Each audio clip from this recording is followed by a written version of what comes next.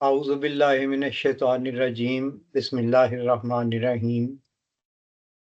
ہمارا لندن کا جلسہ سالانہ جو آن لائن کیا جا رہا ہے، یہ 9واں جلسہ سالانہ ہے۔ اس وقت ہم ایک مختصر سی مجلس سوال و جواب اور گفتگو کچھ موضوعات پر کریں گے۔ تو اس کے لیے میں سب سے پہلے محترم منصور صاحب سے کہوں گا کہ وہ سوالات کا آغاز فرمائیں۔ جزاک اللہ قدیر صاحب۔ قدیر صاحب، ہم تھوڑا سا میں سوال کرنے سے پہلے تھوڑی سی مختصر سی بات کرنا چاہوں گا کہ اللہ تعالیٰ نے جب انسان کو دنیا میں بھیجا تو ایک میثاق، اس میثاق کے ساتھ بھیجا، ایک معاہدے کے ساتھ بھیجا جو ڈیوائن کووننٹ بھی کے نام سے یاد کیا جاتا ہے، بائبل کے حوالے سے بھی، قرآن مجید کے حوالے سے بھی، یا میثاق النبیین کے نام سے۔ تو اس میں بنیادی چیز یہی تھی کہ جب بھی کوئی ہدایت آئے گی اللہ تعالیٰ کی طرف سے تو اس کی پابندی کرنی ہے۔ تو اس میں ہم دیکھتے ہیں کہ حضرت آدم علیہ السلام کو جب جنت میں داخل کیا گیا تو انہوں نے بھی، وہ بھی اسی معاہدے کے ساتھ داخل کیے گئے تھے، لیکن وہ اپنے عہد کو بھول گئے، انہوں نے غلطی کی، وہ درخت کا پھل کھانے سے منع کیا تھا، انہوں نے کھا لیا، پھر اللہ نے انہیں جنت سے نکال دیا اور پھر ان کی طرف انہوں نے معافی مانگی، معاف کر دیا، اور پھر آگے اس طرح وہ سلسلہ چلا، اور اللہ تعالیٰ نے پھر ان سے یہ عہد، تجدید عہد کیا کہ جو بھی کتاب ہدایت میری طرف سے آئے گی تو اس کی پابندی کرنی ہے۔ تو وہاں سے یہ سلسلہ شروع، اور ہم دیکھتے ہیں کہ جو الہی معاہدہ ہے اس کی جو قرآن مجید میں تمام انبیاء سے اللہ نے کیا، اور مطلب اس میں حضرت آدم علیہ السلام کا خصوصیت سے ذکر ہے، حضرت آدم علیہ السلام سے آگے جو ان کی جو نسل چلی ان سے عہد لینے کا ذکر ہے، اور ان سے آگے جو ان کی ضروریت پیدا ہوئی ہے بنی آدم کی، ان کا بھی قرآن کریم میں ذکر ملتا ہے۔ اس کے بعد پھر بنی اسرائیل جو یہود تھے ان کے ساتھ بھی جو اللہ تعالیٰ نے یہ میثاق کیا، عہد کیا، ڈیوائن کووننٹ کیا، اس کا بھی ذکر ملتا ہے۔ پھر بنی اسرائیل نصارہ کے ساتھ بھی اس کا ذکر ملتا ہے قرآن کریم میں۔ تو پھر آگے اس کے لفظ چینج ہوتا ہے میثاق کے حوالے سے، رسول اللہ صلی اللہ علیہ وسلم کے ساتھ بھی، جیسا کہ وہ سورۃ قرآن مجید کی آیت ہے 82-83 آل عمران کی، غالباً مجھے یاد نہیں، تو وہاں رسول اللہ صلی اللہ علیہ وسلم سے بھی عہد ہوا۔ اس کے بعد پھر ہم دیکھتے ہیں کہ آپ نے جو ہے آگے 2 موعود وجود کی بشارت دی امت کو کہ ایک مہدی آئے گا، ایک مسیح آئے گا۔ تو ہم دیکھتے ہیں کہ امت محمدیہ بلکہ جماعت احمدیہ کا بھی موقف یہی ہے کہ جو نبوت ہے وہ مستقل نبوت یا شریعت والی نبوت وہ بند ہو گئی ہے، ختم ہو گئی ہے۔ تو پھر ہم آگے یہ کس طرح دیکھ رہے ہیں خدا کی طرف سے جو ہدایت لے کر آنے والوں کو، یا آئیں گے کس حیثیت سے آئیں گے، یہ اس سلسلے میں آپ کچھ روشنی ڈالیں گے؟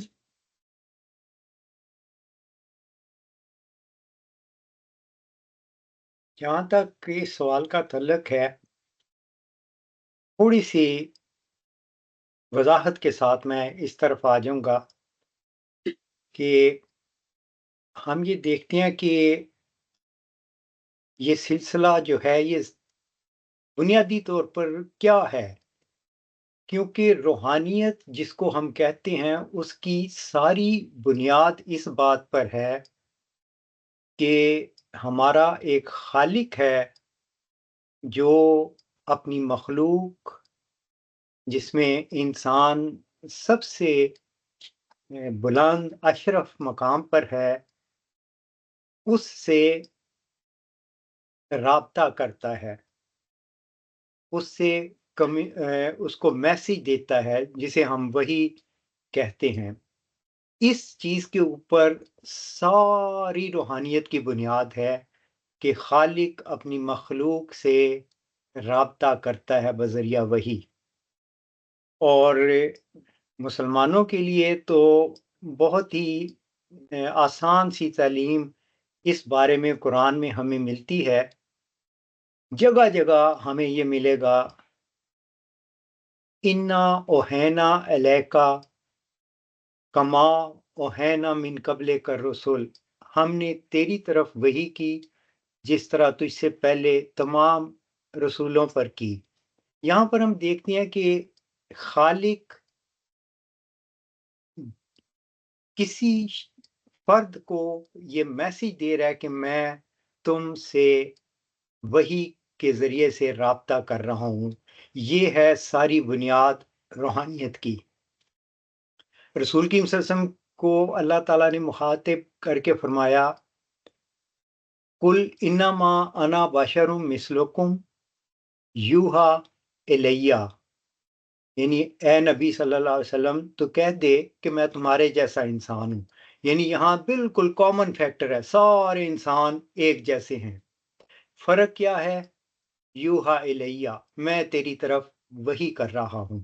یہ وحی وہ بنیاد ہے جس پر ساری روحانیت کھڑی ہوئی ہے۔ اب اس وحی کے ذریعے سے کیا ہوتا ہے؟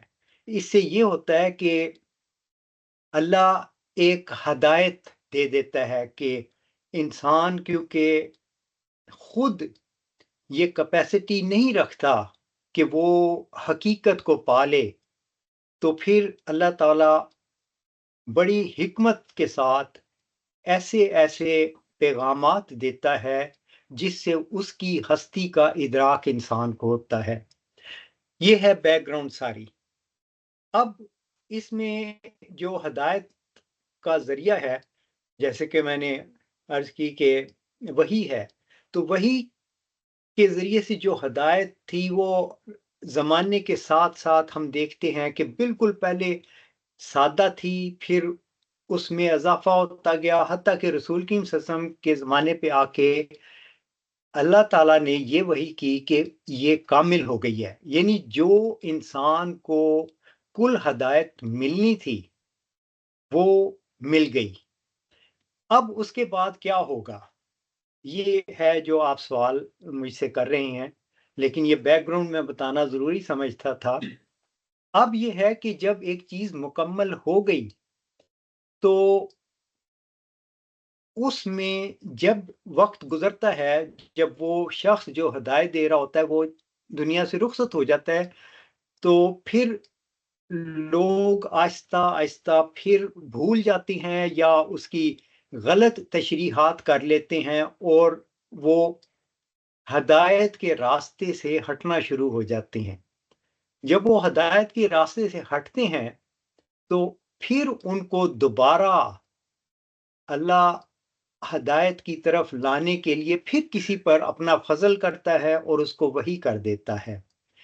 اب یہ آنے والا وجود کیونکہ ہدایت مکمل ہو چکی ہے، صرف اس کو دوبارہ زندہ کرتا ہے۔ اور یہ چیز ہم دیکھتے ہیں کہ ایک بڑی سادہ سی مثال دیکھ لیں کہ امت مسلمہ یہ خیال کر بیٹھی تھی کہ اب کیونکہ ہدایت مکمل ہو گئی ہے اب خدا نہیں بولے گا۔ یہ کوئی یعنی خود ہی ذہنوں میں یہ کانسیپٹ بنا لیے گئے، لیکن مرزا صاحب علیہ السلام کی زندگی کا سب سے بڑا مشن اگر ہم دیکھیں تو وہ یہی ہے کہ اللہ نے اتنے ان کو الہامات کیے صرف یہ دکھانے کے لیے کہ میں بولتا ہوں۔ یہ اس لیے امت جن غلط خیالات میں بھٹک گئی ہے وہ ان کے لیے رہنمائی ہو سکے۔ تو میں یہ سمجھتا ہوں کہ یہ مرزا صاحب کا آنا ایک اللہ تعالیٰ کی طرف سے وہ ہدایت تھی اس رنگ میں بار بار وحی کر کے کہ میں بولتا ہوں۔ یہ ایک بہت بڑی کنٹریبیوشن ہے جو حضرت مرزا غلام احمد قادیانی علیہ السلام نے اپنی امت کے لیے بطور نمونہ چھوڑی، اور اس سے انسان ہدایت پاتا ہے۔ آج بھی ہم تجزیہ کر سکتے ہیں کہ وہ غیب کی خبریں جو مرزا صاحب کو دی گئی تھیں کس رنگ میں پوری ہو چکی ہیں، ہو رہی ہیں اور ہوتی رہیں گی۔ اسی طرح ہم پھر دیکھتے ہیں کہ وہی مرزا صاحب کی جماعت پھر ان کی وفات کے کچھ عرصہ بعد ہی غفلت کی طرف جانا شروع ہو گئی اور سیدھے راستے سے ہٹنا شروع ہو گئی۔ تو اب دیکھیں مرزا صاحب کی بھی صداقت نظر آتی ہے کہ انہوں نے اپنے بعد آنے والے ایک وجود کی خبر دی تھی، تو وہ وجود آج اس زمانے میں موجود ہے۔ دعویٰ بھی موجود ہے، اور اس سے ہمیں یہ بھی پتہ چل جاتا ہے کہ مرزا صاحب کو واقعی اللہ تعالیٰ نے غیب کی خبریں دی تھیں۔ تو یہ جو آپ کا سوال تھا، میں نے اس کو اپنے ایک انداز میں بتایا کہ یہ بہت ضروری ہوتا ہے، اور یہ ہدایت اس طریقے سے اللہ اب بھی دے رہا ہے اور آئندہ بھی دیتا رہے گا۔ جب بھی انسان گمراہ ہوگا، جیسا کہ رسول کریم صلی اللہ علیہ وسلم نے فرمایا، اور سورہ قدر میں بھی ہے کہ ہر 100 سال بعد اللہ تعالیٰ اس کو ریفائن کرے گا، اس کی ریوائول کر دے گا۔ تو یہ میری جانب سے اس کا جواب ہے۔ جزاک اللہ۔ تو ہمارے مسلمان بھائیوں کی طرف سے یہ بات کہی جاتی ہے کہ شریعت چونکہ مکمل ہو گئی ہے، دین مکمل ہو گیا ہے، لہٰذا اب کسی نبی کی ضرورت نہیں، کوئی نبی نہیں آ سکتا، یعنی ختم نبوت ہے۔ تو قرآن مجید کی روشنی میں مطلب ہم کس طرح نبوت کا جو دروازہ کھلا رکھا ہے ہم نے، وہ کس طرح سے، کیونکہ ہم جماعت احمدیہ بھی یہ کہتی ہے کہ جو مستقل نبوت ہے وہ بند ہے، شریعت والی نبوت بند ہے۔ شریعت والی نبوت تو واضح ہے ٹرم سے، کیا اس سے مطلب ہے۔ مستقل نبوت کا مطلب یہ کہ وہ براہ راست اللہ تعالیٰ کسی شخص کو چن لیتا تھا، تو وہ اپنا کام کرتا تھا ایز اے نبی، کسی دوسرے نبی کا وہ نہ غلام ہوتا تھا، نہ اس کی پابندی شرط ہوتی تھی، اس کو مستقل نبوت کہا جاتا ہے۔ تو اب یہ جو نبوت جاری ہے، یہ اس کا دروازہ کہاں سے کھلا؟ مطلب قرآن مجید کیا مستقل نبوت کو، شریعت والی نبوت کو بند کرتا ہے؟ اگر بند کرتا ہے تو پھر یہ دروازہ کہاں سے یہ کھلے گا، یہ کیسے ہے؟ تھوڑا سا میں اس جو سورت النساء وَمَن يُطِعِ اللَّهَ وَرَسُولَهُ فَأُولَٰئِكَ مَعَ الَّذِينَ أَنْعَمَ اللَّهُ عَلَيْهِم مِّنَ النَّبِيِّينَ وَالصِّدِّيقِينَ وَالشُّهَدَاءِ وَالصَّالِحِينَ۔ میں اس تناظر میں دیکھ رہا ہوں کہ بعض وہ کہتے ہیں کہ مستقل نبوت تو بند ہو گئی، جب آپ نے مان لیا، احمدیوں نے مان لیا، مسلمانوں نے مان لیا، عام جو دیگر فرقے ہیں انہوں نے مان لیا کہ نبوت بند ہے، تو پھر دروازہ کہاں سے کھلتا ہے؟ تو کیا یہ صورت میں نے آیت آپ کے سامنے رکھی ہے، وَمَن يُطِعِ اللَّهَ وَرَسُولَهُ، جو اللہ اور اس رسول یعنی محمد صلی اللہ علیہ وسلم کی اطاعت کریں گے، تو اللہ تعالیٰ انہیں انعام یافتہ کے ساتھ کرے گا، اور ساتھ کے بعد پھر اللہ نے خود وضاحت فرما دی کہ وہ نبیوں میں سے ہوں گے، وہ صدیقین میں سے ہوں گے۔ تو یہاں سے ذلی نبوت، بروزی نبوت کا دروازہ کھلتا ہے۔ آپ کس طرح دیکھتے ہیں اس آیت کو؟ صاحب میں آپ کی طرف آتا ہوں اسی سوال کے ساتھ۔ جی اصل بات یہ ہے کہ یہ تو بات درست ہے، جیسے آپ نے پہلے ہی بتا دیا کہ اللہ تعالیٰ نے انسانوں کو پیدا کیا، تو جیسا کہ اس کی جسمانی ضروریات کا خیال رکھا، اسی طریقے سے روحانی ضروریات کا بھی خیال رکھا۔ تو روحانی ضروریات کے لیے ضروری تھا کہ انسان کو خدا تعالیٰ کی طرف سے ہدایت کا ایک سلسلہ بھی جاری کیا جائے۔ تو یہ سلسلہ اللہ تعالیٰ نے جاری کیا، جیسا کہ سورہ اعراف 35 میں اللہ تعالیٰ فرماتا ہے کہ یا بنی آدم اما یاتینکم رسل منکم یقصون علیکم آیاتی فمن اتقی واصلح فلا خوف علیہم ولا هم یحزنون۔ یعنی اللہ تعالیٰ نے بنی آدم کو ایک اصولی جنرل حکم دے دیا کہ اے بنی آدم، جب بھی تمہاری طرف رسول آئیں جو میری آیات پڑھیں، تو جو تقوی اختیار کرے گا، اپنی اصلاح کرے گا، اس کے لیے نہ کوئی خوف ہوگا اور نہ کوئی غم ہوگا۔ تو یہ ایک عمومی ہے کہ جب سے بنی آدم بنی ہے اور جب سے اس کی ترقی اس حد تک ہو گئی کہ اس کو روحانی ترقی کی ضرورت تھی، تو اس وقت سے یہ وعدہ ہے کہ یہ رسولوں کا سلسلہ جاری کیا گیا۔ جب حضرت محمد صلی اللہ علیہ وسلم تشریف لے آئے، جو خاتم النبیین ہیں، افضل الانبیاء ہیں، تو ان کے بعد پھر کیا ایسا سلسلہ جاری ہے؟ اگر یہ عمومی ہدایت ہے تو کیا حضرت محمد صلی اللہ علیہ وسلم کے بعد یہ سلسلہ جاری نہیں ہے؟ ضرور ہے، ہو سکتا ہے۔ یہ کیسے ہو سکتا ہے کہ حضرت محمد صلی اللہ علیہ وسلم کے بعد اللہ تعالیٰ ہدایت کا سلسلہ بند کر دے؟ تو ایک تو جیسے آیت آپ نے سورہ نساء کی پڑھ کے سنائی، وَمَن یُطِعِ اللَّهَ وَرَسُولَهُ، کہ اب صرف اور صرف اللہ تعالیٰ اور اس رسول یعنی حضرت محمد مصطفیٰ صلی اللہ علیہ وسلم کی اطاعت سے ہی نبوت کا درجہ مل سکتا ہے، اور اس کے بعد 3 درجے اور بھی ہیں۔ اور پھر حضرت محمد صلی اللہ علیہ وسلم نے خود ہی اس کی وضاحت بھی کرتی کہ میرے بعد جو ہدایت جاری ہے، جو یہ کہا گیا کہ یا بنی آدم اما یاتینکم رسل منکم، یہ سلسلہ کیسے جاری ہوگا حضرت محمد صلی اللہ علیہ وسلم کے بعد، جبکہ وہ خاتم النبیین ہیں، ان کی نبوت قیامت تک ہے، ان کی شریعت قرآن مجید کے قیامت تک ہے، تو پھر کیا یہ سلسلہ ہدایت کا جاری رہے گا یا بند ہو جائے گا؟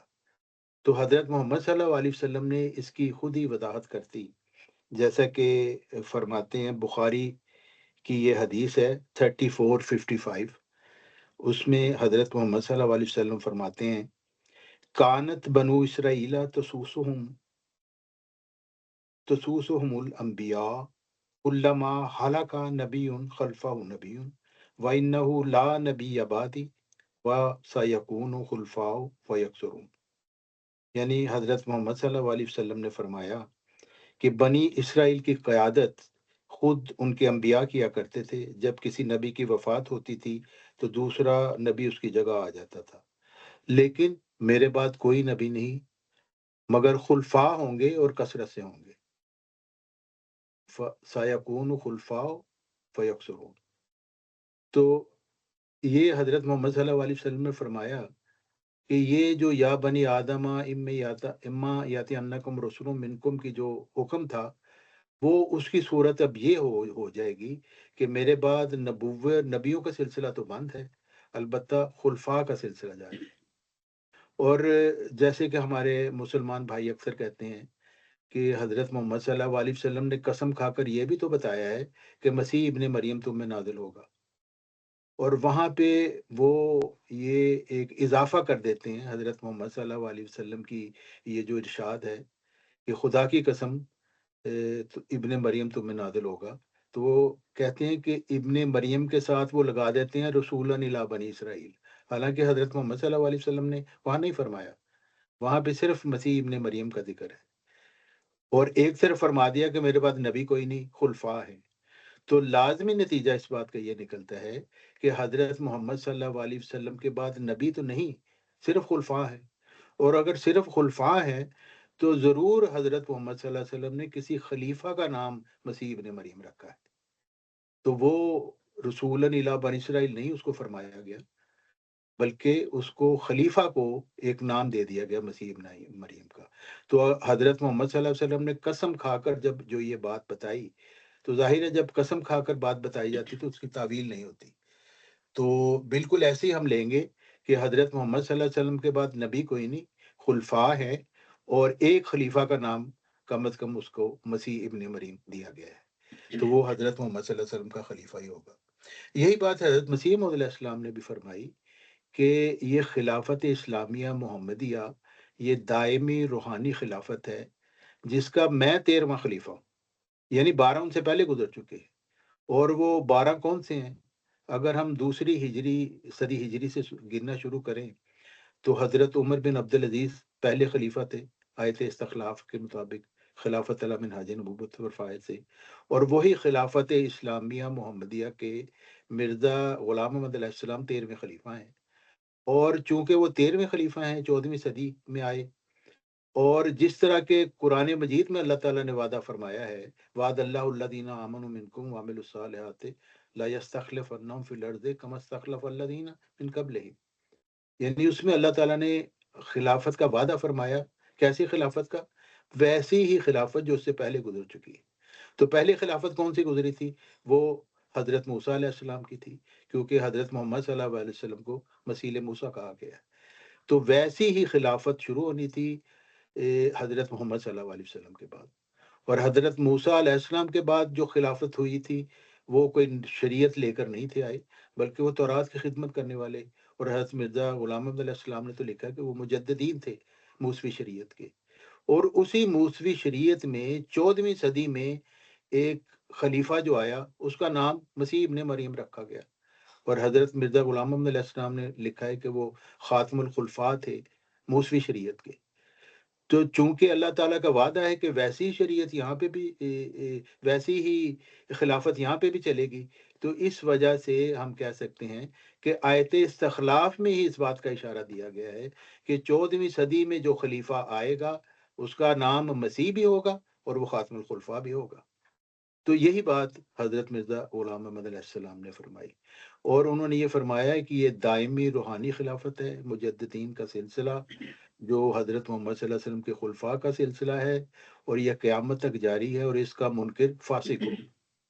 تو یہ بات جو حضرت مرزا غلام محمد علیہ السلام امام آخر الزمان نے بڑے کھول کر بیان کر دی، اس کے ہمارے جو جماعت احمدیہ کے لوگ ہیں وہ اس کا انکار کرتے ہیں۔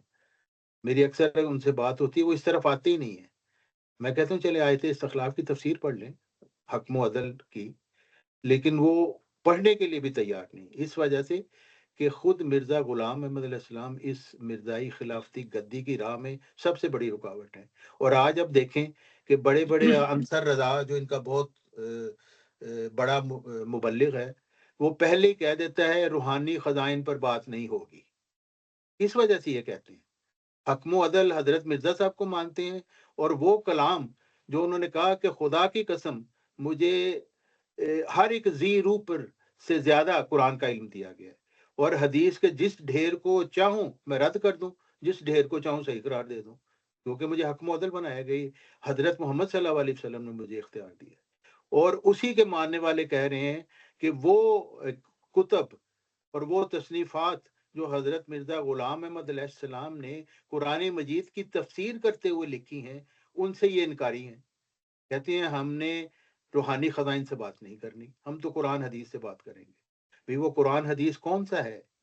وہ قرآن حدیث ہے جو مرزا صاحب ریجیکٹ کر چکے ہیں، کیونکہ آپ کے پاس تو گمراہی کا قرآن ہے، وہ لوگ جنہوں نے مرزا صاحب کا انکار کر دیا۔ اصل قرآن تو ہے ہی مرزا صاحب کے پاس، کیونکہ قرآن کا علم ان کو دیا گیا، اور وہی علم انہوں نے اپنی کتابوں میں بتایا، اور حدیث کا علم بھی ان کو دیا گیا۔ بلکہ حضرت مرزا غلام محمد علیہ السلام کو تو یہ کہنا ہے کہ حضرت محمد صلی اللہ علیہ وسلم سے بالمشافہ میں نے کئی حدیثوں کا مطلب پوچھا ہے۔ تو جن کے پاس ایسا اوتھینٹک سورس ہو جس شخص کے پاس، اس کی بات کو کیسے جھٹلایا جا سکتا ہے؟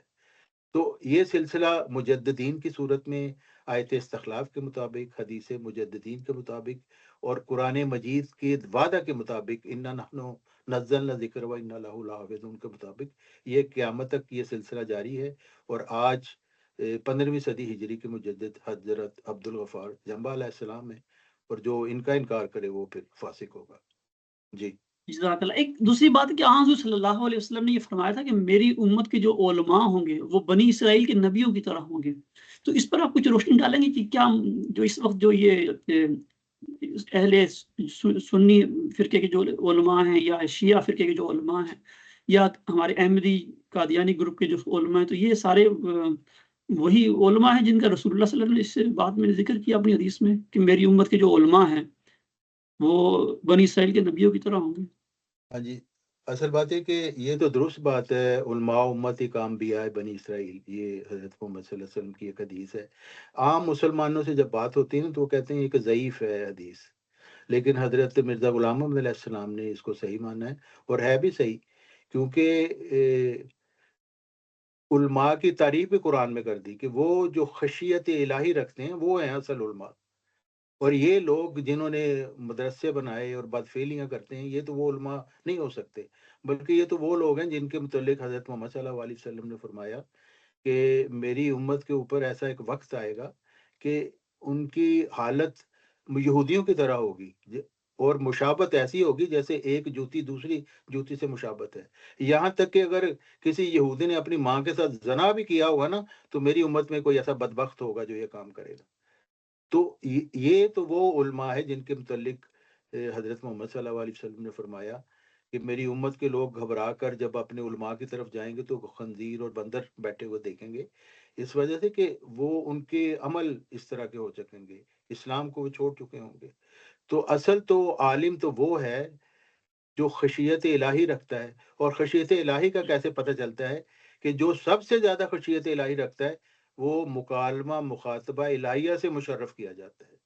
تو اس وقت کون ہے؟ مجدد کو متعلق مرزا صاحب نے فرما دیا کہ نبی سے مراد یہی ہے کہ کوئی شخص تجدید دین کے لیے معمور ہو وحی پا کر، تو جو وحی پا کر تجدید دین کے لیے معمور ہوتا ہے وہ نبی بھی ہے، وہ رسول بھی ہے، اور وہ عالم ہے جس کے متعلق حضرت محمد صلی اللہ علیہ وسلم نے فرمایا کہ علماء امتی کا انبیاء بنی اسرائیل۔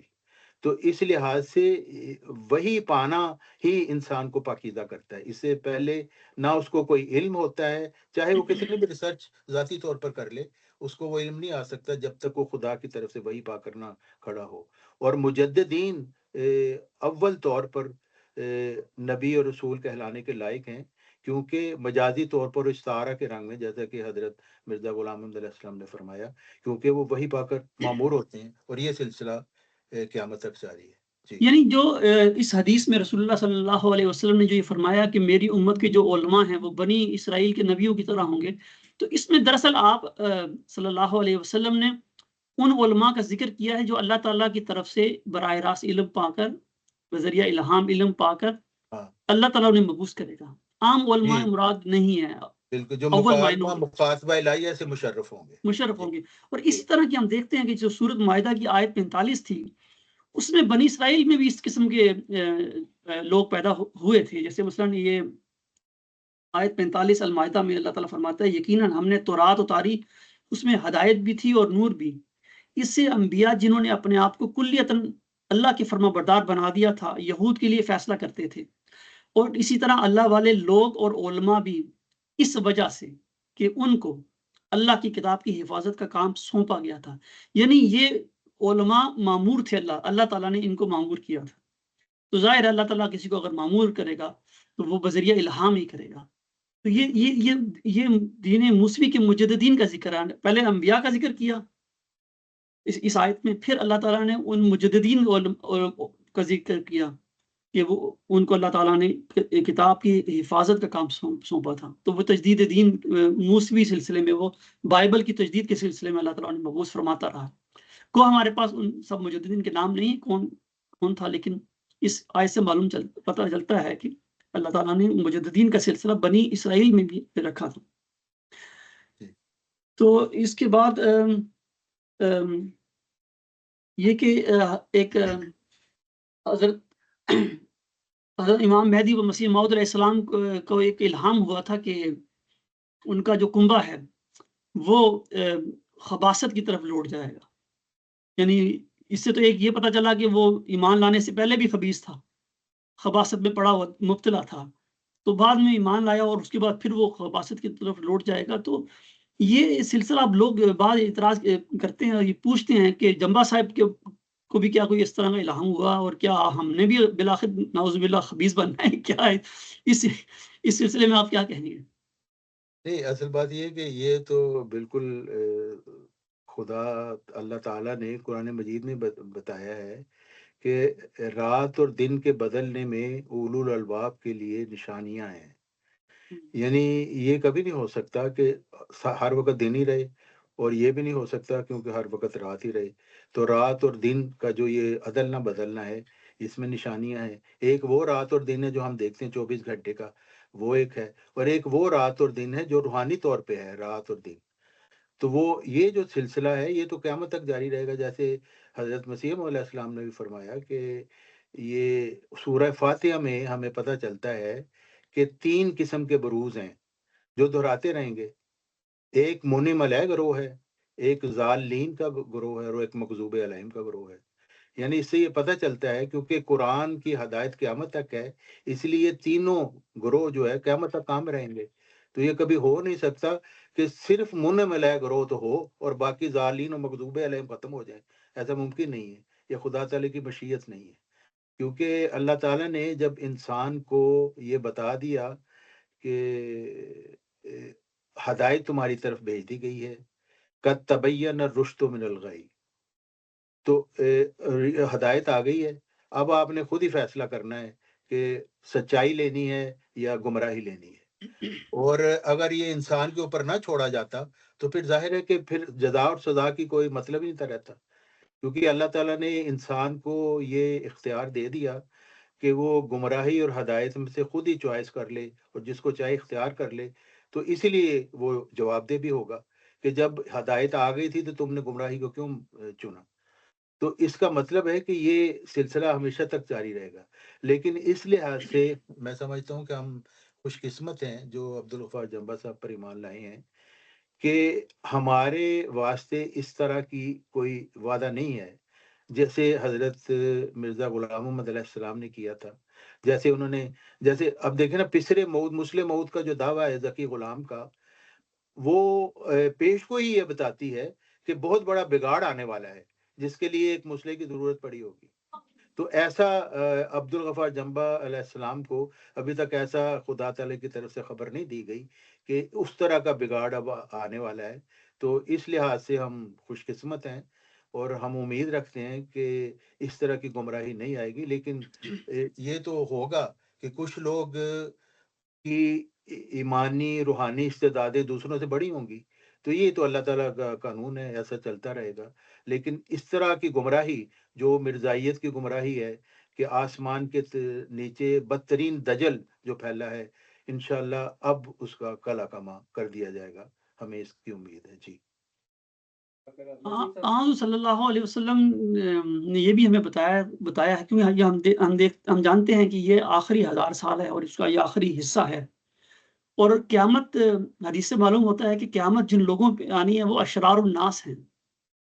تو بالآخر تو یہ سلسلہ پھر اس سے بھی بدتر ہوگا اور تبھی قیامت آئے گی. تو اس بارے میں آپ کیا؟ ہاں بالکل، یہ آپ کے درست ہے کہ یہ جو ہمارے مسلمان بھائی نام نہاد مسلمان جو یہ سمجھتے ہیں کہ حضرت عیسیٰ آئیں گے ساتھ ہی قیامت آ جائے گی، یہ نہایت نادانی والا یہ فلسفہ ہے کہ خدا کا مرسل آیا ہے اور اس کو موقع بھی نہیں ملا کہ لوگوں کو بتائے اپنا پیغام اور لوگوں کو موقع دے کہ اس کی بات پر غور کریں اور فیصلہ کریں کہ انہوں نے ماننا کہ نہیں. اگر وہ اس کے آتے ساری قیامت آنی تو پھر اس نے آ کے کرنا کیا ہے؟ یہ خدا تعالیٰ کے اوپر بہت بڑی گستاخی یہ لوگ کرتے ہیں، ان کے مرسلین پر بھی، کہ یہ اس طرح کے کام ان کے ذمے لگا دیتے ہیں. تو اصل بات یہی ہے کہ خدا تعالیٰ کے مرسلین آتے رہیں گے، ان کو لوگ مانیں گے، پھر ماننے کے بعد گمراہی کی طرف چلے جائیں گے. تو سزا کے جو حکم تبھی ان کے اوپر لگے گا نا کہ ہدایت آ گئی، ہدایت کو مان بھی لیا، اس کے بعد پھر گمراہی کی، تو پھر ظاہر ہے کہ اللہ تعالیٰ جب چاہے گا ان کو مٹا کر پھر کوئی نئی اور قوم پیدا کر دے گا. تو یہ سلسلہ تو ظاہر ہے ایسے ہی چلتا رہے گا. جی جزاک اللہ. حضور صلی اللہ علیہ وسلم نے جو یہ حدیث میں وعدہ دیا کہ ہر صدی کے سر پر اللہ تعالیٰ ایک مجدد کو مبعوث کرتا ہے، تو اس سے ہمیں پتہ چلتا ہے کہ خرابیاں تو بہرحال 100 سال کے اندر اندر خرابیاں ہو جاتی ہیں، دین میں بگاڑ پیدا ہو جاتا ہے، عقائد میں رد و بدل ہو جاتی ہے. تو اسی لیے اللہ تعالیٰ نے یہ انتظام فرمایا ہے امت محمدیہ میں کہ اللہ تعالیٰ بذریعہ الہام ایک شخص کو غلطیوں سے آگاہ کر کے معمور فرما دیتا ہے اور وہ شخص غلطیوں کی اصلاح کرتا ہے. اور یہ سلسلہ حضور صلی اللہ علیہ وسلم کے بعد سے جاری ہے اور آج تک جاری ہے. تو بہرحال میں ظہور صاحب کی طرف آتا ہوں اس سلسلے میں کہ آپ حدیث مجددین کے سلسلے میں اگر آپ کچھ اس میں ایڈ کرنا چاہیں. جی بالکل منصور بھائی، جس طریقے سے حدیث مجدد کہا گیا ہے کہ اللہ تعالیٰ ہر صدی کے ساتھ ایک شخص، یہ اصل میں وہی شخص اس کے بارے میں آپ نے کہا کہ جو علماء ہر عالم کو اس کے اندر نہیں بیسیکلی شامل کر سکتے. یہ وہ علماء کا ذکر کیا گیا ہے کہ جس کی خبر حدیث کی تھی، جن کو اللہ تعالیٰ تجدید دین کے لیے معمول کرے گا کسی خاص تجدید کے لیے جس حصے میں آفت آئے گی، کیونکہ قرآن کی حفاظت خدا تعالیٰ نے بیسیکلی خود اس کا ذمہ لیا ہے. یہ علماء جس کے آپ نے ذکر کیا تھا پہلے، یہ اصل میں وہی مجددین ہیں جن کو خود سے کھڑا کیا جائے گا. جیسے حضرت مسیح موعود رہتا کہ میرے بعد مل کے کام کریں اور 40 مومن جس سخی ان پہ اتفاق کریں گے وہ میرے نام پر بیعت دے گا. اصل میں وہ جو 40 لوگوں کا منتخب کرتا جو شخص امام ہوگا، اصل میں اس کے حوالے سے یہ بات نہیں کہے گی، بلکہ اس کی حوالے سے بات یہی ہے کہ ان امام جو ہوتے ہوئے جس کو خدا نے روح القدس سے کھڑا کرنا ہے، یہ وہ عالم کی بات کری، وہ مجدد کا ذکر کیا جا رہا ہے. جیسا کہ آپ نے کیا تھا کہ پہلے بھی جو ہے اسی طریقے سے انبیاء کرام اللہ تعالیٰ. تو میں اس حوالے سے سوال میرے ذہن میں آ رہا تھا، میں وہ چاہ رہا اور شامل ہے ایک سوال میں کروں. جماعت کے اندر بھی جو بگاڑ ہے کہ حضرت امام مہدی علیہ السلام کا مقام مسیحت تک لا کر اس پہ کیا بیسیکلی وجہ ہے کہ جماعت احمدیہ کے اندر حضرت مسیح موعود کیا کہ ان کا مقام مسیح تک ہی محدود کر دیا گیا اور وہ مہدی تھے. اور ایسا بیسیکلی کہا جاتا ہے یا اثرات یا باتیں کہ مسیحیت امام مہدی علیہ السلام کا غلام احمد پر ختم ہو گئی. مطلب کہ اگر وہ جو حدیث کی طرف اگر ہم آتے ہیں جس کے اندر نبی کریم صلی اللہ علیہ وسلم نے بایا تھا، وہ حدیث غالباً 2937 ہے، صحیح مسلم کی حدیث ہے، جس کے اندر مقام نزول مشرقی دمشق میں سفید مینارے کے پاس مسیح کا نازل ہونا. کیا مرزا غلام احمد قادیانی علیہ السلام وہی مسیح تھے؟ لباس 2 سرد کپڑے پہنے ہوئے جس مسیح کا نزول ہونا تھا، کیا وہ مرزا غلام احمد قادیانی علیہ السلام تھے؟ نزول کے انداز میں 2 فرشتوں کے بیسکلی اس میں جو حدیث میں ہے کہ 2 فرشتوں کے بیسکلی سہارے وہ مسیح آئے گا. کیا مرزا صاحب وہ مسیح ابن مریم تھے یا حضرت عبدالغفار جنبہ علیہ السلام؟ تو جنبہ صاحب کا دعویٰ ہے کہ وہ عیسیٰ ابن مریم ہے جس کی خبر نبی کریم صلی اللہ علیہ وسلم دی تھی کہ جو بیسکلی مینار کون سا مینار تھا جس کے اوپر اس نے وہ ظاہر ہونا تھی. جزاک اللہ. قدیر صاحب کی طرف میں آتا ہوں. یہ جو حضور صلی اللہ علیہ وسلم نے یہ فرمایا تھا کہ آنے والا جو مسیح ہے وہ سفید مینارہ کے پاس اترے گا یا اس کے اوپر اترے گا، فرشتوں نے اس پہ ہاتھ رکھے ہوں گے، تو کیا یہ حضرت امام مہدی وہ مسیح موعود علیہ الصلوۃ والسلام کس طرح وہ مسیح تھے جو مینارے کے پاس اترے یا فرشتوں نے ان کے کندھے پہ ہاتھ رکھا ہو؟ اس بارے میں آپ کیسے یہ پیشگوئی کس طرح مرزا غلام احمد علیہ السلام پر پوری ہوئی؟ اگر نہیں ہوئی تو پھر کیسے یہ اس پہ کچھ روشنی ڈالیں گے؟ میں پھر عرض کروں گا کہ اس چیز کا جواب ڈاکٹر مقصود صاحب سے یا طارق چوہان سے لیا جائے، لیکن میں ایک بات ضرور کہنا چاہتا ہوں. جی جو انہوں نے ظہور صاحب نے ایک سوال طارق چوہان صاحب سے کیا تھا کہ یہ جو خلافت کا معاملہ ہے اور 40 افراد جس شخص کو منتخب کر لیں تو وہ بیعت لینے کا مجاز ہوگا، اس کو جو مرضی رنگ دے دیا جائے. یہ ایک ٹرانزیشنل پیریڈ ہے جس کو حضرت مسیح موعود علیہ السلام نے کہا تھا کہ اس طریقے سے وہ وقت گزار لینا جب تک کہ کوئی روح القدس کی تائید سے کھڑا نہ ہو. یہ بات میں اس لیے دہرا رہا ہوں کہ میں نے شروع میں عرض کی تھی کہ تمام روحانیت کی بنیاد اس بات پر ہے کہ اللہ تعالیٰ وحی و الہام سے کسی کو کھڑا کرتا، اور اسی چیز کی کنٹینیوشن مرزا صاحب وصیت کر کے جا رہے ہیں کہ اللہ تعالیٰ کسی کو وحی و الہام سے کھڑا کرے گا. یعنی جو روحانیت کی جڑ ہے وہ وہی سے قائم ہونی ہے اور وہ قائم ہوگی. اس دوران ووٹوں کے ذریعے سے کسی کو منتخب کر کے اپنا ٹائم گزار لو یا انجمن یہ سارے کام سنبھال لے، اس سے کوئی فرق نہیں پڑتا، نظام چلانا ہے اس وقت تک.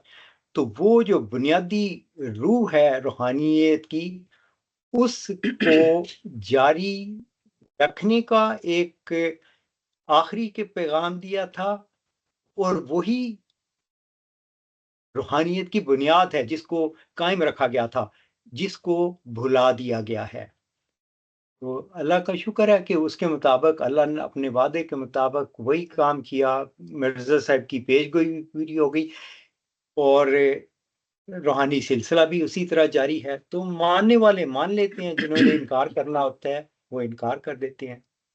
تو بس مجھے اتنا ہی اس میں اضافہ کرنا تھا. جزاک اللہ قدیر صاحب. اس سے پہلے میں طارق چوہان صاحب کی طرف جاؤں، میں ایک اور یہاں پہ ایک سوال میرے ذہن میں آ رہا ہے، ایک بات میرے ذہن میں آ رہی ہے.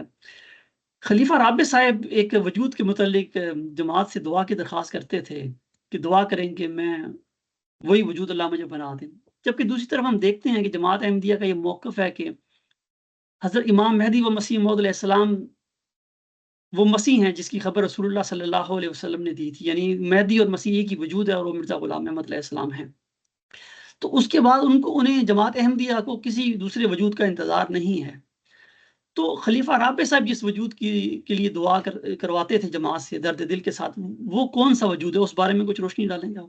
جی، انٹرسٹنگ سوال ہے. اس کو اگر دیکھا جائے تو جماعت جو خلافت تا قیامت کا عقیدہ لوگوں کو بتا رہی تھی، اس میں جب ان کو یہ خط ملا حضرت عبدالغفار جنبہ صاحب کا 2 اپریل 1993 کو،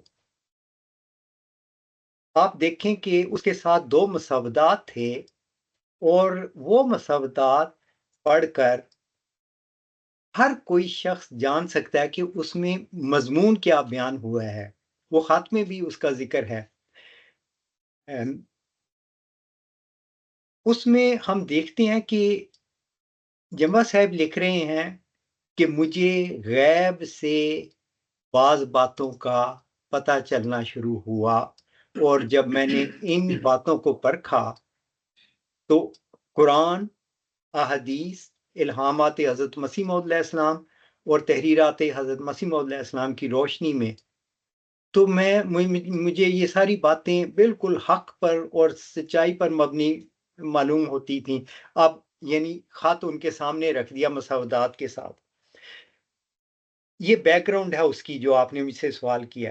اب مرزا طاہر احمد صاحب ایک بہت زیرک انسان تھے۔ وہ پوری طرح سمجھ گئے تھے کہ جو خط آیا ہے یہ کیا ہے، اس کا کیا مطلب ہے، اور ان کے پاس کوئی جواب نہیں تھا کہ وہ اس کا جواب دیتے یا کاؤنٹر آرگومنٹ کرتے۔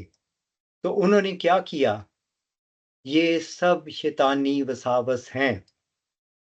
اچھا، شیطانی وساوس ہیں، اس کی بھی تھوڑی سی انٹرسٹنگ بات بتاتا ہوں کہ مرزا طاہر احمد صاحب کے آپ بیانات دیکھیں، جب وہ غیر از جماعت علماء سے بات کرتے ہیں تو وہاں پر جب یہ سوال کیا جاتا ہے مرزا صاحب کی صداقت کی نسبت، تو وہ کہتے ہیں کہ دیکھیں جی یہ تو بڑا سادہ سا اصول ہے کہ حضرت موسیٰ کے بارے میں جب فرعون کے دربار میں بات ہوئی تو ایک شخص نے کہا وَإِن يَكُ كَاذِبًا فَعَلَيْهِ كِذْبُهُ، کہ اگر یہ شخص جھوٹ بول رہا ہے تو اس کا جھوٹ اس کے سر پڑے گا۔ تو آپ علماء کو کیا تکلیف ہے، اللہ تعالیٰ خود ہی وہ جھوٹا ہے تو نبڑ لے گا اسے۔ تو اب یہاں پر آ کے وہ باتیں کیوں بھول گئے کہ یہاں پر بھی تو ایک شخص اسی طرح دعویٰ کر رہا ہے کہ مجھے اللہ نے غیب سے خبر دی ہے اور یہ ساری اس کی صورتحال ہے۔ وہ یہاں پر آ کے انہوں نے وہ کام کیا جو ہمیشہ حق کے مخالفین کرتے ہیں۔ اچھا، یہ بیک گراؤنڈ میں اس لیے بتا رہا ہوں کہ آپ کے اصل بات کی طرف میں آ جاؤں گا ابھی۔ یہ وہ چیز تھی جو مرزا طاہر احمد صاحب نے کوشش کی کہ جیسے فرعون نے طاقت سے دبانے کی کوشش کی نا کہ میں اس شخص کو دبا دوں، اگر آپ نے ان خیالات کے ساتھ جماعت میں رہنا تو جماعت سے الگ ہو جائیں، یہ ہمارا موقف ہی نہیں، یہ فتنہ ہے، پیغامی فتنہ، سارے الزامات لگو کے اس کو پریس کرنے کی کوشش کی۔ تو یہی ان کی ناکامی یہاں سے ہمیں محسوس ہونا شروع ہو جاتی ہے، کیونکہ قرآن کہتا ہے کہ جو دلائل سے جواب دیتا ہے وہی زندہ ہوتا ہے۔ اچھا، اس کے بعد ایک تسلسل ہے کہ انہوں نے کس طرح کوششیں کی جب ہر طرح سے ناکام ہو گئے۔ اور آپ دیکھیں کہ انہوں نے پھر جرمنی میں بھی یہ کہہ دیا، یہ نہیں کہ وہ بچے نہیں تھے ان کو نہیں پتا تھا دعوے کا کہ جمعہ صاحب نے، وہ جرمنی کے بھی جلسہ پر کہہ چکے تھے کہ میرے علم کے مطابق جرمنی میں ایک شخص ہے جو اس ذہنی فطور میں مبتلا ہے، وہ اپنے تئیں اس زمانے کا معمور مصلح سمجھتا ہے۔ یعنی وہ پوری طرح جانتے تھے کہ جس شخص نے خط لکھا ہے اس کا دعویٰ کیا ہے۔ تو یہ ان کی صورتحال تھی، لیکن یہ ناکامیاں جو وہ دیکھتے آ رہے تھے، تو اس کے بعد یہ بے بسی ہے ان کی، جو انہوں نے یہ کہا کہ مرزا صاحب کو اللہ تعالیٰ نے ایک مبارک وجود کا وعدہ کیا ہے، میرے لیے دعا کریں خدا مجھے وہ مبارک وجود بنا دے۔ یہ اس میں بہت ساری باتیں پوشیدہ ہیں اسی ایک جواب میں۔ نمبر 1، وہ یہ اقرار کر رہے ہیں کہ خلافت سے بلند کوئی ایک مقام ہے جس کی مجھے خواہش ہے کہ وہ مجھے مل جائے۔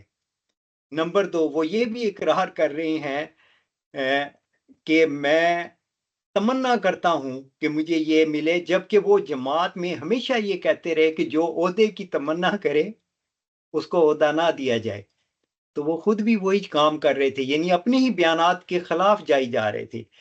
در پردہ وہ یہ بھی تیسرا پوائنٹ، وہ یہ بھی اقرار کر رہے تھے کہ میرے والد صاحب نے جو دعویٰ کیا تھا وہ درست نہیں تھا، لیکن وہ کھل کر بات نہیں کر رہے.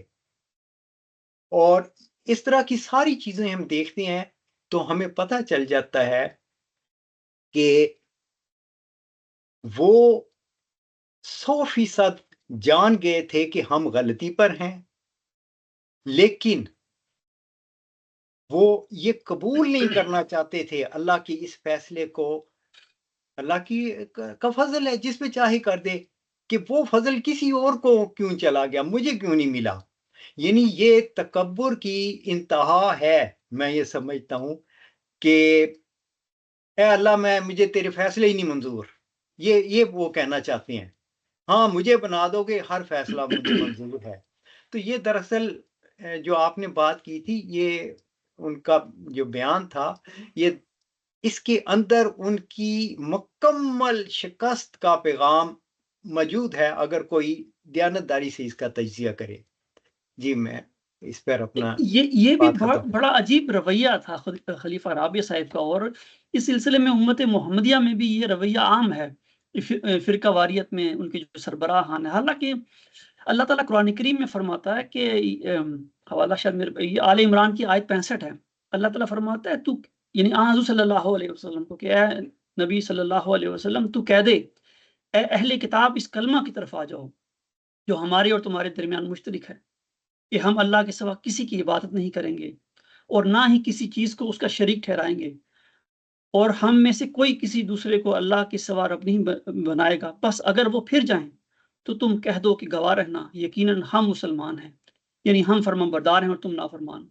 تو یہ چھوٹے چھوٹے اختلافات، ایک شخص دعویٰ کرتا ہے کہ میں یہ ہوں، اسے جماعت سے نکال دو.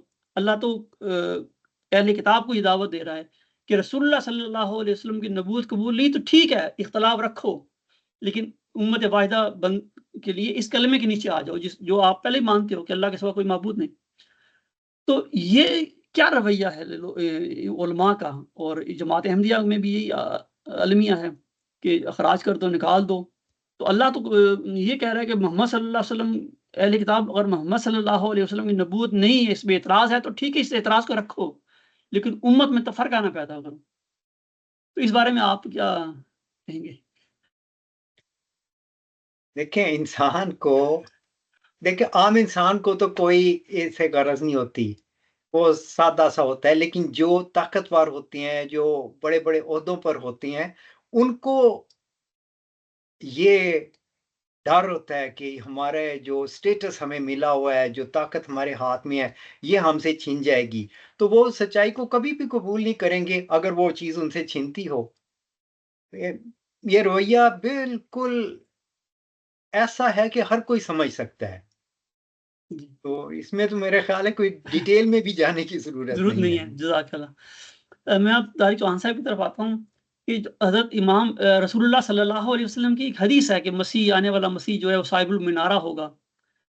تو یہ حدیث میں ایک پیشگوئی کا رنگ ہے اس میں، اور یہ پیشگوئی مسیح کے متعلق ہے. اگر حضرت امام مہدی و مسیح موعود علیہ السلام ہی وہ مسیح تھے تو پھر یہ کس طرح پوری ہوئی، اور اگر وہ نہیں تھے تو اس کا کون مصداق ہے، اور جو بھی ہے اس کی حوالے سے یہ کس طرح یہ پیشگوئی پوری ہوئی ہے، اس میں آپ کیا کہیں؟ پہلے تو میں وہ تھوڑا سا اس پہ آنا چاہتا ہوں کہ عام طور پہ میری چونکہ بہت بات ہوتی ہے یہ مرزائی لوگوں سے، جو بہت زیادہ جب ان سے بات ہوتی ہے نا کہ یہ خلافت کا آپ کے پاس کیا جواب ہے، تو یہ اکثر کہتے ہیں الوصیت پڑھ لیں، الوصیت پڑھ لیں.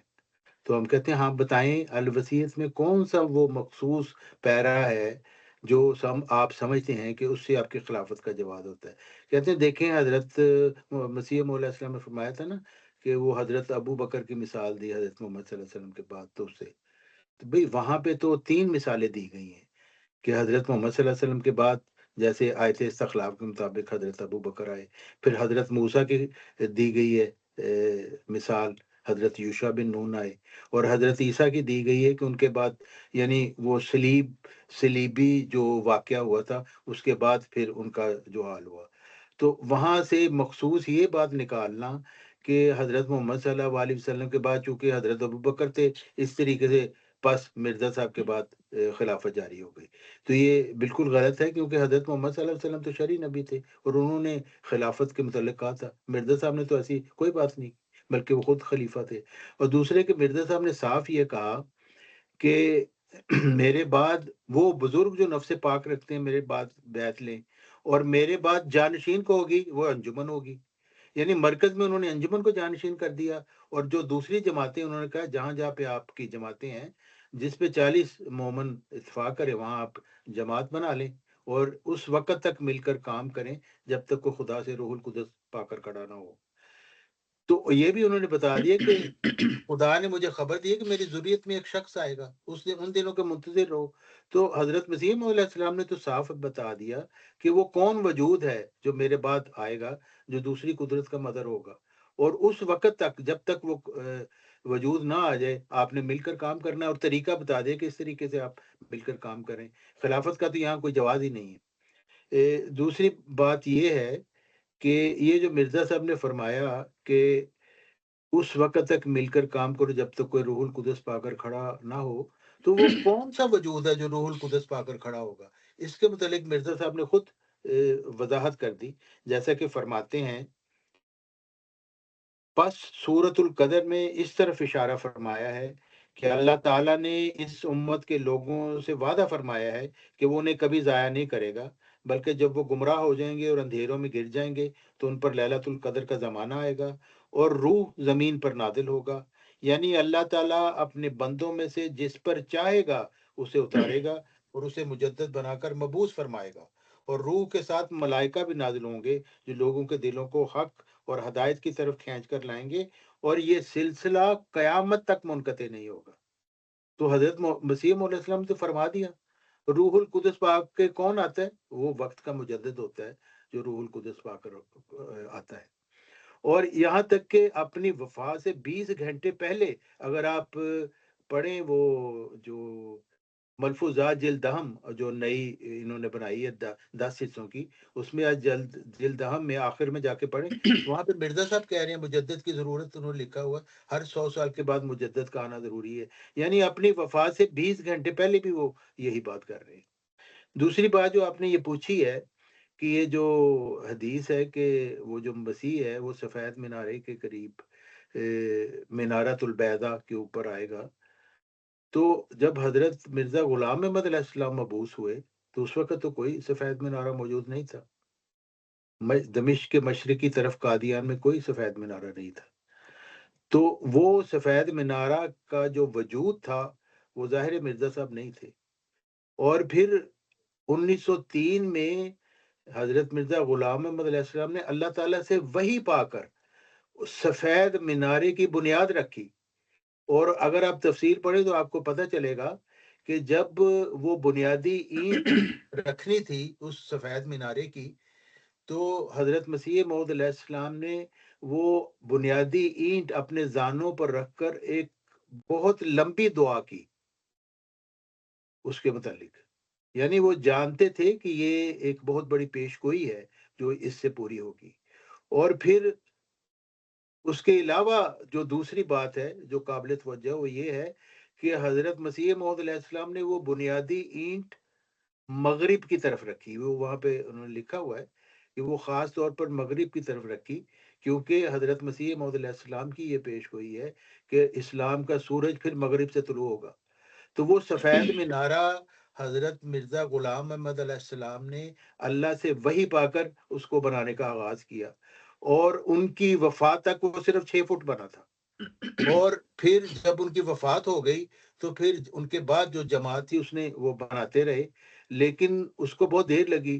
1981 میں جا کے اس کے اوپر سفید مرمر سنگ مرمر کا کام لگ گیا، وہ سفید مینارہ مکمل ہوا. اور 1983 میں عبد الغفار جمبا صاحب کو اس سفید مینارے کے قریب لاہور میں اللہ تعالیٰ کی طرف سے وحی ہو گئی کہ وہ وہی تو مسیح ابن مریم ہے جس کا حضرت مرزا غلام احمد علیہ السلام نے فرمایا تھا کہ اس مسیح کو یاد رکھو جو میری ذریت میں ہے. تو وہ مسیح ابن مریم اپنے وقت کے ساتھ اس سفید مینارے کے قریب اس کا نزول ہو گیا. اور یہ اس بات کا ثبوت ہے کہ اسلام کا خدا بھی ایک زندہ خدا ہے، اور اسلام کا نبی حضرت محمد صلی اللہ علیہ وسلم بھی ایک زندہ نبی ہیں، اور اس زندہ نبی کا اعلیٰ ترین غلام بھی ایک زندہ روحانی طور پر شخص تھا جس کی پیشگوئی پوری ہوئی، اور وہ شخص آ گیا اور آج ہم سامنے ہے، جس نے جماعت احمدیہ کی بنیاد رکھی، حضرت عبدالغفار جنبہ علیہ السلام۔ تو وہ 15ویں صدی کے مجدد ہیں اور ذکی غلام ہے، اور مسیح ابن مریم ہے، وہی مسیح ابن مریم جس کی پیشگوئی حضرت محمد صلی اللہ علیہ وسلم نے بھی کی تھی، اور پھر ان کے روحانی فرزند حضرت مرزا غلام احمد علیہ السلام نے بھی کی۔ جی طارق چوہان صاحب، ہم دیکھتے ہیں کہ آخری زمانے میں جس مسیح کے آنے کا وعدہ تھا وہ تو آ گیا عبدالغفار جنبہ علیہ السلام کی صورت میں، اور بڑی کثرت کے ساتھ جو نشانات تھے جو حدیث میں بیان ہوئے، مثلا دجال کا نکلنا، اس کا آسمان سے آگ برسانا، ہر طرح کے حالات ہم دیکھتے ہیں، آسمانی طاقتوں کا ہلائے جانا، زلزلے کا آنا، طوفان آ رہے ہیں، کیٹرینا، پتہ نہیں کیا کچھ آ رہا ہے۔ کیا وجہ ہے کہ لوگ امت جو ہے وہ بالکل کوئی توجہ اس طرف آنے کو تیار نہیں؟ حالانکہ مسیح کا انتظار بڑی شدت سے شروع ہو گیا، مہدی کا انتظار ہے، لیکن وہ کیوں اس بات کو سمجھ نہیں پا رہے کہ اتنے نشانات ہیں؟ تو یہ تو موٹی عقل رکھنے والے کو بھی سمجھ آنا چاہیے کہ بندہ تو کم از کم کوئی ہونا چاہیے اس وقت۔ تو یہ کیا رویہ ہے، اس کی کیا وجہ ہے، کیوں لوگ توجہ نہیں کر پا رہے ہیں؟ آپ امت کو روتے ہیں، وہ امت نے تو حضرت مرزا غلام احمد علیہ السلام کا، جو امت محمدیہ میں سب سے اعلیٰ ترین کامل ترین روحانی شخص تھے، اس کا انکار کر دیا۔ تو انہوں نے تو انکار کر دیا، جنہوں نے مانا ان کا آپ حال دیکھیں، جنہوں نے جی حضرت مرزا غلام احمد علیہ السلام کو مان لیا جی کہ وہ حکم و عدل ہے، آج وہ ان کی تحریروں سے بھاگتے پھرتے ہیں۔ ہر مربی جو بات کرتا ہے وہ پہلے ہی کہہ دیتا ہے روحانی خزائن سے بات نہیں ہوگی۔ تو دیکھیں جنہوں نے نہیں مانا ان کو ہم کیا کریں، جنہوں نے مان لیا ان کا یہ حال ہے کہ ماننے کے باوجود، ان کو حکم و عدل ماننے کے باوجود ان کی تحریرات کا انکار کر رہے ہیں، اس وجہ سے کہ ایک خلافتی گدی خود ہی بنا لی، اور وہ تحریرات مرزا صاحب کی جو تحریرات ہیں وہ ان کی خلافتی گدی میں رکاوٹ ہیں، تو اس وجہ سے وہ ان کا انکار کر چکے ہیں۔ تو یہ تو اللہ تعالیٰ کا ایسا ہی نظام ہے کہ قلیل من عباد شکور، لوگ مرسلین کا سلسلہ جاری ہے، لیکن لوگ ان کو نہیں مانیں گے، انکار کریں گے۔ تو سورہ اعراف میں 180 میں اللہ تعالیٰ یہی فرماتا ہے کہ جنوں اور انسانوں کی اکثریت کو اللہ تعالیٰ نے پیدا ہی جہنم کے لیے کیا ہے۔ اب کوئی سوچے کہ بھئی کیا قصور ہے ان کا کہ اللہ نے ان کو پیدا ہی جہنم کے لیے کیا ہے۔ اللہ تعالیٰ اسی بات کو آگے بیان کرتا ہے، کس وجہ سے؟ اس وجہ سے کہ خدا کا مرسل ان کی طرف آتا ہے، یہ آنکھیں رکھتے ہوئے دیکھتے نہیں ہے، کان رکھتے ہوئے سنتے نہیں ہیں، دل رکھتے ہوئے سوچتے نہیں ہیں، اور اللہ تعالیٰ فرماتا ہے کہ یہ جانوروں سے بھی بدتر ہیں، ان کی یہ حالت ہے۔ تو ایسے لوگ تو بے شمار ہیں جو جانوروں سے بدتر ہیں، اور آج وہ جو ناجی فرقہ ہے جس کو حضرت محمد صلی اللہ علیہ وسلم نے فرمایا تھا کہ 73 فرقوں میں 72 تو جہنمی ہوں گے، ایک ہوگا جو میرے اور میرے صحابہ کے طرز پر ہوگا، تو آج وہ کون ہے؟ ظاہر ہے وہی سلسلہ جو اس وقت کے مجدد وقت کے امام کے ساتھ ہے، کیونکہ یہی ایک سلسلہ ہے جو حضرت محمد صلی اللہ علیہ وسلم نے حدیث مجددین کے مطابق اور آیت استخلاف کے مطابق امت میں جاری کیا، اور جو اس وقت کے مجدد کے ساتھ اور وقت کے امام کے ساتھ ہوگا وہ ناجی فرقہ ہے، اور باقی سارے کے سارے وہ جہنمی ہیں، جس کی خبر ہمیں حضرت محمد صلی اللہ علیہ وسلم نے پہلے ہی دے دی ہے۔ تو یہ سلسلہ ایسے ہی چلتا رہتا ہے، اللہ کی طرف سے ہدایت آتی ہے، کچھ لوگ مان لیتے ہیں جو سعید روح ہوتے ہیں، باقی لوگ اس کا انکار کر دیتے ہیں، جو اپنے آپ کو جہنمی ہونے کی خود ہی فہرست میں شامل کر لیتے ہیں۔ جزاک اللہ۔ تو یہ منصور اللہ صاحب، تعالیٰ میں جی اس سلسلے میں ایک تھوڑی سی بات کا اضافہ کرنا چاہتا ہوں، جی موقع اور محال پہ ہے اس لیے میں قطع کلامی کر رہا ہوں، معذرت چاہتا ہوں۔